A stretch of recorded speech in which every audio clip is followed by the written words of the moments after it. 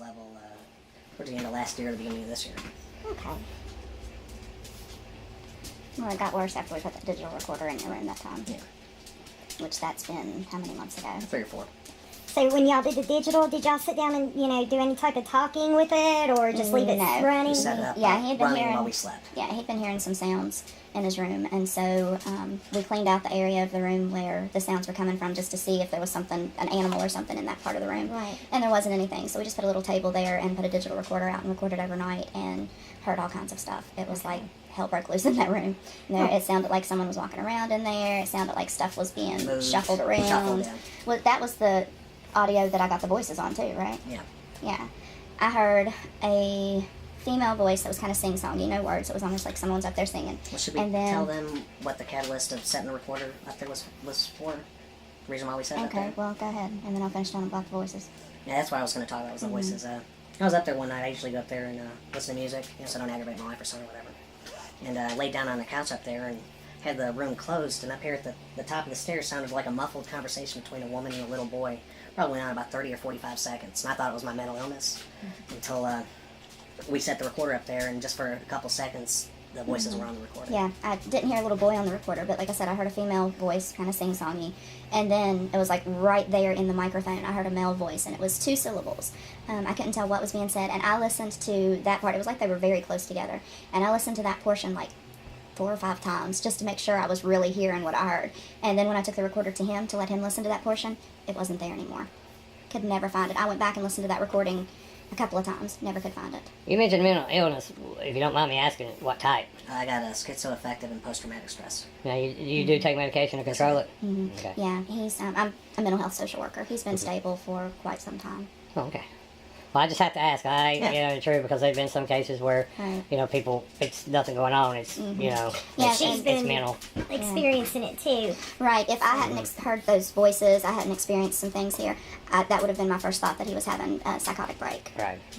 And were you the one, you found a handprint in your son's? Yes, not long. Things started happening here that seemed innocent, but it was obviously something definitely out of the ordinary. Not long after we moved in, he was in that room upstairs, and he saw something fly across the I room. didn't see it. I and heard hit- it. Oh, you Sounded just like a heard BB. it hit the wall. Like a BB hit the wall. And it didn't. Did you say That's that few you years saw ago. it? No, I didn't see it. Okay, you just heard it. It went past me. It was like somebody threw something across the room, and he heard it hit the wall, and looked around and couldn't find anything. Then after that was the handprint incident in our son's room. I don't know what the weather was that night, but anyway, there was condensation on the inside of the room. And where we just moved here, there were boxes piled up. And our son was, 3 years old at that time? Yeah. He couldn't reach the window past those boxes, and I don't even think he was here that night. But I went in the room, and there was a small handprint on the inside of the glass, and it was fresh because the water was running down from it. And then other things, and this one I think is really funny, but my husband and I were sitting there. I like Ghost Hunters, and we were sitting there watching Ghost Hunters. And we used to have a second TV in the living room that our son played video games on. And while we were watching Ghost Hunters, the other TV turned on by itself. And then it turned off, and I laughed, and I was like, it's letting us know it's here. Well, then, a week or so later, we're watching Ghost Hunters again. It does it again. Those are the only 2 times that TV ever turned itself on. And then we moved it into our son's room for a while, and it never did it in there either. Now, do you know any history of this location or house? Not particularly. After those things had happened, I was talking to the neighbor, and she said that her nephew had lived here for a while, that he had rented it. And something happened related to their daughter, and it really freaked them out, and they left. But she wouldn't tell me. When I asked her what happened, she wouldn't go into it. She didn't want to. Okay. Well, we'll see about trying to get some history on the house and property. Yeah, they wouldn't tell us. Do you happen to know the previous owner's names? What was that guy's name? I can't remember. I know it's on the deed, but I can't remember what his name is. No, they were an older couple. Yeah. Okay, I'll see Well, what I can find. And trying to think of some of the other things that have happened. Now, your son, he hasn't seen or heard Surprisingly, anything? no. He hasn't experienced anything. He has no fear of staying here. He's 10 years old. He has no fear of staying here by himself while we run out to the store or anything. The animals haven't seem had. fine? Yeah, the animals seem to be just fine too. And I know that typically children and animals are very sensitive to these things, and the only beings in this house that have experienced anything are myself and my husband. Yeah. So how random does this happen? Is it something like every night, every other night, every few months, every year? When I listen to music, I'd listen to it every night, and the whole time I listen to music, there'd be thuds in the floor, like somebody pounding on the floor underneath me. So that's like every night. Yeah. sure. I don't do it Yeah. anymore. I thought over time I'd get used to it, but it's Right. intimidating. Yeah, he actually Right. moved his stereo downstairs because he doesn't like to be in that room anymore. But the thuds happen down here too. Now, when you're in that room, have you ever, like, I mean, does it feel different to you in that room at all? Does it feel more dense, or does it Cold seem or... cold? I know or I've like a gotten the bad creeps walking feeling? through that room even before I knew anything was going on in there. I could go into the room that's becoming my office, and you have to go through his room in order to get to the attic. I would have no problem being in what we call the red room because it has red shag carpet. I'd have no problem in there, wouldn't feel anything. Once I got to the attic, I'd be fine. But walking through that room would just give me the creeps. So it's just one room. Yeah, I mean, we've had things happen different places. He's seen things in here in the kitchen, and I saw through that kitchen window behind you. I was outside walking the dogs, and the blinds were down, and it was like 3:30 in the morning, and I just happened to look at the window, and I saw the shadow of someone, and so I thought he was up. It was like looked like it was an adult. I thought he was up, and when I came inside, I called his name, and he didn't answer, and so I locked the dog in her crate, and I walked back in the bedroom, and he and my son were out cold. But it was like the shadow of a person, and then I saw him walk away. Right. So it was very distinct. And I was very awake because the dogs had me on such a schedule that I would wake up, even before they started whining to go out and pee. So I was very awake at the time. So, have y'all ever felt, I don't know, like in danger? I mean, have you ever been touched or had bruises or scratches? No, the most intimidating thing is the hits on the floor. They would go on every night for months. And I was aggravated with it, so I took a beanbag upstairs so when I sat and listened to music, I wouldn't feel the vibrations. And I felt them lightly going on off and on for about 10 or 15 minutes, and then 2 real loud, hard ones hit the floor. And it intimidated me, so I came down and went to bed. And I know you said that it felt like somebody running their fingers through your hair too when you were sitting up It there. hasn't happened for a while, but it felt like something was touching my hair. Really gently.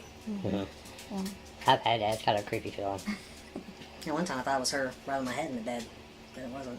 And while you're waiting for us to come do an investigation, just go if you go ahead and document this stuff. Times, dates. If it's cold or hot. If it's raining or sunny.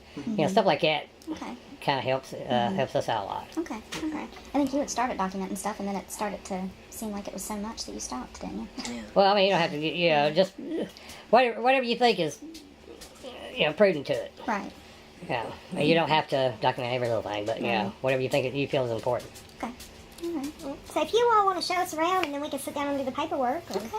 So, you ready? There's really not much to see. It's Okay. a small room. Look out, Ash. What are you doing, puppies? Can I tell them about the stuff moving? Yeah, you can tell me about that. It started a couple months ago. I was sitting on the couch. This wine bar right here. It's moving up and down really slightly like that. And that picture rocks back and forth very slightly every now and then, Okay. too. But it hasn't today. Yeah. I've been in the bathtub and watched the knobs turn slightly left and right while I'm in the bathtub.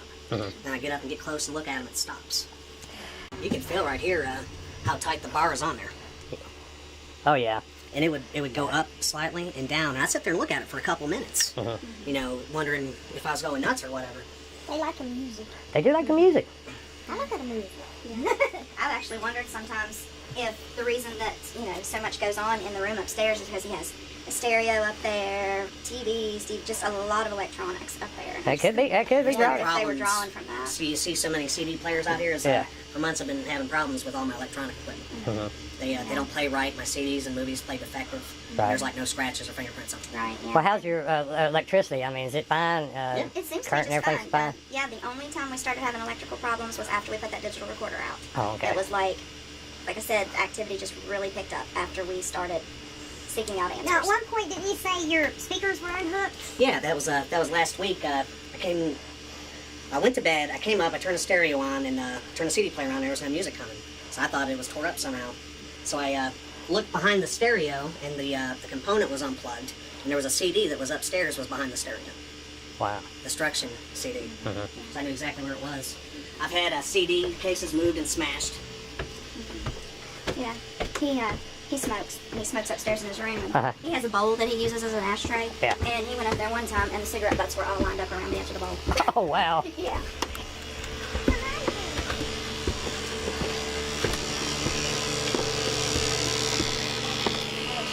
He's got boxes and stuff all in there, so that Okay. we can get a better view.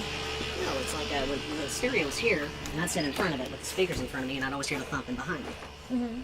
So I ended up putting the stereo over here. The thudding increased, and so I took the stereo downstairs because, like I said, it's been a few months, and I started getting intimidated. originally the noises were coming from over in the It started cubby. off as cracks and pops over there in Over that this cubby. area. Yeah, and What's- that's why what- we had all kinds of stuff piled There's up no over cracks there. and pops. What's in it. behind it? Crawl space. Yeah, there is a little crawl space back there behind it. Yeah, we had one similar to that, crawl space. So, you know, I mean, it is a possibility that maybe something was in there, but with everything else, it's kind of questionable. What do you think, No honey? cracks and pops for a long time. Yeah, since we cleaned it out. And Yeah. Okay, well this be a simple setup. Because also you did, I want to try to get in touch with Reverend Hatfield. You did want the house blessed, correct? Yeah, you said he was Episcopal, right? Yes, that's the church that he has several churches. Talked to my minister about this a couple times. What he had to say about it?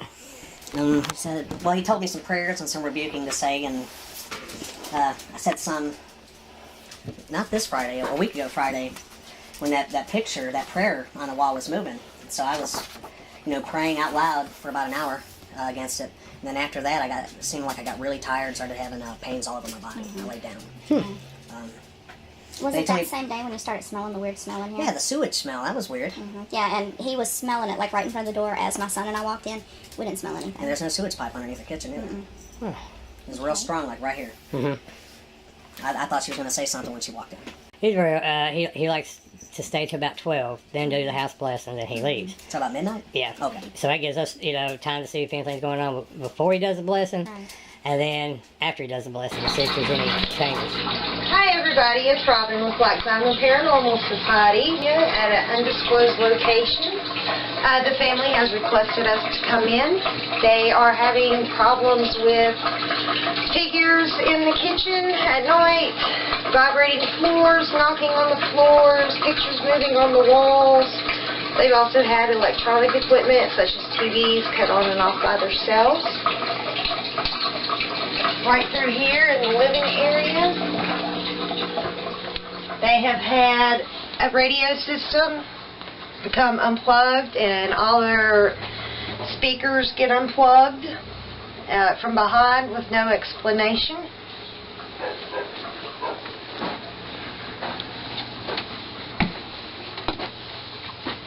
Right up this hallway, they have heard voices up here in the upstairs little foyer area.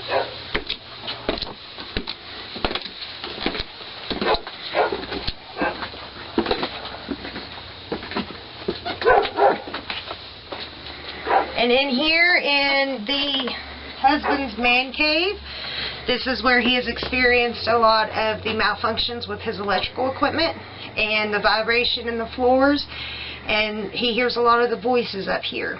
So tonight we're going to investigate, see what we can find, and bless their home and try to give them a little bit of peace of mind. Thanks, guys.